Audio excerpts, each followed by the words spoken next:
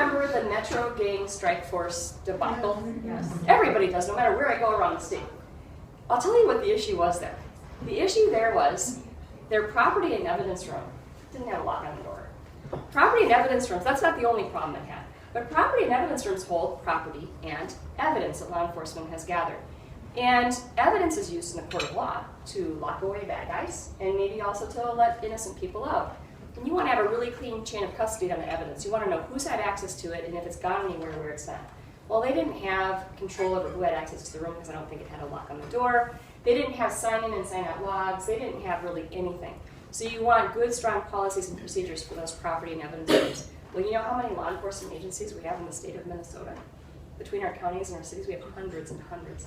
So I decided to issue a best practices review on having the best policies and procedures in place around property and evidence rooms. And law enforcement officials were actually quite excited, and they told us what they needed.